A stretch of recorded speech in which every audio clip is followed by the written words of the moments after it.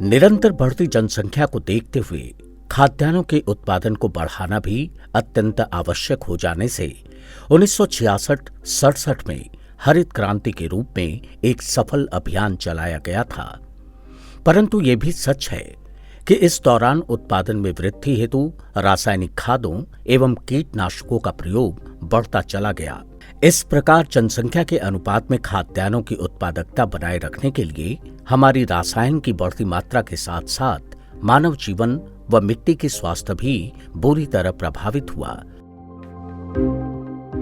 One उत्पादकता संस्थान रांची झारखंड में स्थित उत्तर पूर्वी भारत का एकमात्र वानिकी अनुसंधान संस्थान है, जिसका मुख्यालय भारतीय वानिकी अनुसंधान एवं शिक्षा परिषद देहरादून में स्थित है।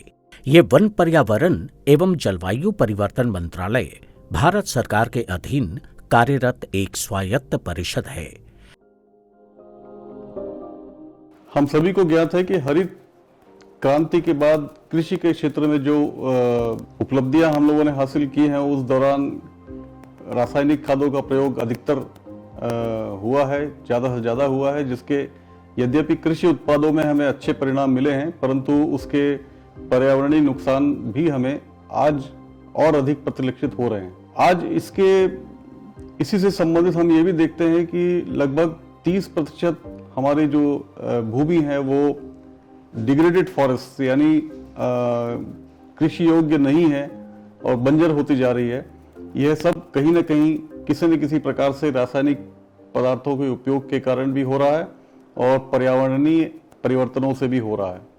इन सभी बातों को ध्यान में रखते हुए हमें अधिक से अधिक ऐसे उत्पादों का उपयोग करना चाहिए जो प्राकृतिक हों, जैसे वर्मी कंपोस्ट और जिसको हम लोग सामान्य भाषा में केचुआ खाद के नाम से जानते हैं।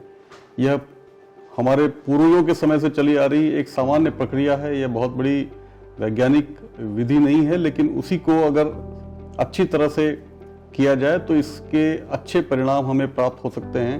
न केवल हमारे ग्रामीण बंधुओं के अतिरिक्त आजीविका के स्रोत के रूप में, बल्कि पर्यावरण के सुधारों को लाने के लिए भी इसके अच्छे उपयोग हमें प्राप्त हो सकते हैं। इसलिए इस संस्थान के वन विस्तार प्रभाग द्वारा केचुआ खाद यानी वर्मी कंपोस्ट के उत्पादन एवं उसके ग्रामीणों तक प्रचार प्रसार के कार्यक्रम किए जा रहे हैं, जिससे कि इस विधि को अधिक से अधिक लोगों तक पहुंचाया जा सके।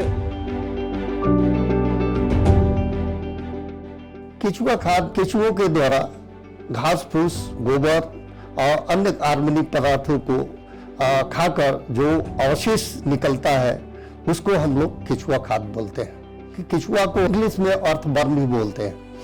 इसकी भारतवर्ष में लगभग 500 प्रजातियां पाई जाती हैं, जिसमें 2 प्रजातियां जो भारत में केचुआ खाद के लिए हम लोग उपयोग करते हैं, आइसिनिया फोटिंडा और यूजिलस यूजिनी। जो फोटिंडा है इसको हम लोग रेड वर्म भी बोलते हैं। दूसरी जो स्पेसीज है यूजिनी, उत्तर भारत में इसको खाद बनाने के लिए उपयोग किया जाता है। यह बैंगनी कलर का होता है। जहाँ पे तापमान अधिक होता है इसको लोग यूज करते हैं और इससे खाद्य का उत्पादन करते हैं।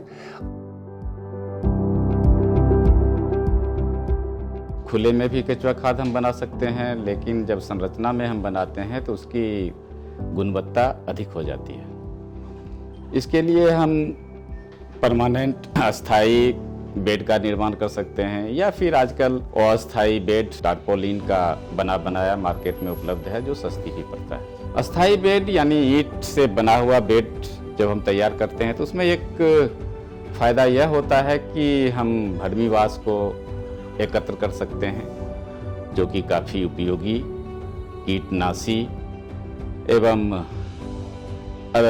अलग से फर्टिलाइजर का काम करता है और पौधों की बढ़वार को गति देता है।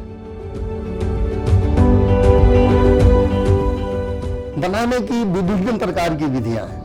इसमें पहली विधि है कि जो पहले सीमेंट के द्वारा बनाया जाता था, फिर उसको बाद किसानों ने पॉलीथीन नीचे रख कर भी बनाते हैं। तीसरा मिट्टी का भी बनाते हैं। आज के ये समय में एक प्लास्टिक का 6x3x3 का केचुआ बैग, इसको बोलते हैं केचुआ बैग। तो इसको हम लाए हैं। इसको लगाने से फायदा ये है कि आप इसको कहीं भी उठा के ले जा सकते हैं, कहीं भी शिफ्ट कर सकते हैं। दूसरी बात है, इसकी साइज जो होती है 4x12 की भी आती है, 6x3x3 की भी आती है। ये डिफरेंट अलग अलग साइज के इसमें आते हैं। उसमें हम लोग 3 सेंटीमीटर जो होता है कचरा डालते हैं नीचे एक लेयर।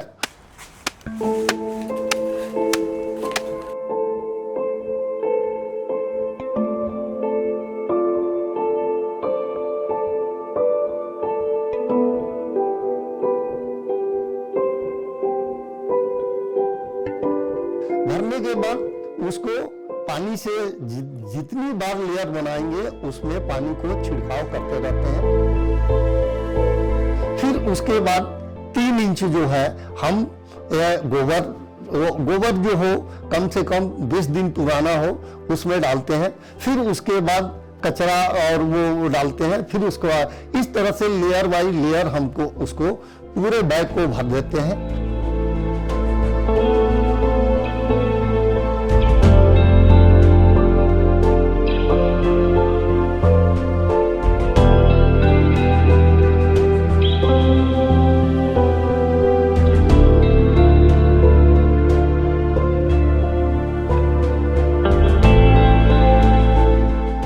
पूरा बैग भर जाता है 1000 केचुआ पर स्क्वायर मीटर में डालते हैं। केचुआ को डालने के बाद उसको बोरी से ढक देते हैं।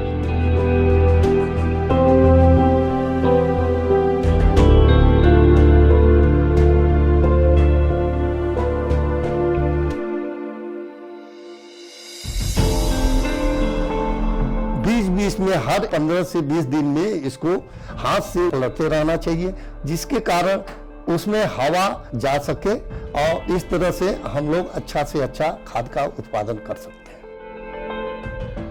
केचुआ खाद को वन उत्पादकता संस्थान द्वारा जांच किया गया, जिसमें पाया गया कि यह रासायनिक उर्वरक की अपेक्षा अधिक मात्रा में पोषक तत्व पाए जाते हैं, जिसका पीएच 7.51 और इलेक्ट्रिक कंडक्टिविटी 6.89।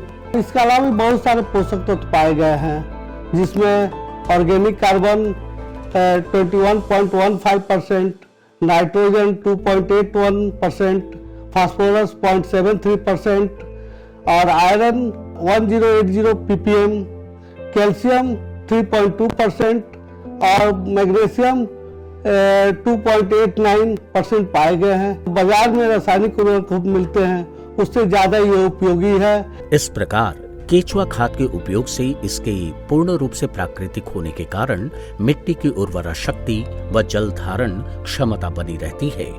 मुख्य रूप से केचुओं की अपनी जीवन शैली के कारण मिट्टी भुरभुरी बनी रहती है तथा हवा प्रवाह बना रहता है, जो जड़ों की वृद्धि में अत्यंत सहायक है। इनके अन्य लाभों में जमीन के पीएच को बनाए रखना, कृषि मित्र जीवाणुओं की संख्या वृद्धि, मिट्टी को हल्का बनाए रखना, दुश्मन कीटों की आक्रमण में कमी व उर्वरक में लगने वाली लागत में कमी इत्यादि जैसे कई मानव व पर्यावरण उपयोगी लाभ हैं। जमीन की उर्वरक शक्ति किस प्रकार बढ़ाया जाए, उसके ऊपर हम संस्थान द्वारा केचुआ खाद का निर्माण किए जाने के लिए दृढ़ है और इसके लिए संस्थान द्वारा ग्रामीणों के साथ तत्परता एवं तन्मयता के साथ काम कर रहा है। विभिन्न ग्रामीणों के साथ एक केचुआ खाद बनाने के लिए विधि भी बताई जा रही है।